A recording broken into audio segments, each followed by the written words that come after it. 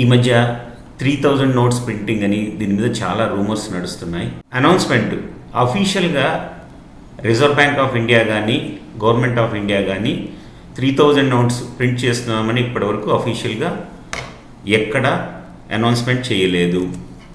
తర్వాత ఇప్పటివరకు 2 rupees 5 rupees 2000 notes ప్రింటింగ్నే ఆపేస్తున్నాము బై మార్చ్ 2025 అన్న ఒక్క అనౌన్స్మెంట్ మాత్రమే చేశారు.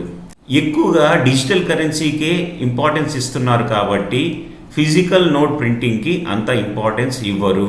ఎందుకంటే డిజిటల్ కరెన్సీ ట్రాన్సాక్షన్స్ కూడా చాలా పెరుగుతున్నాయి కాబట్టి ఇప్పుడు ఉన్న 500 నోట్స్ కంటిన్యూ అవుతాయి.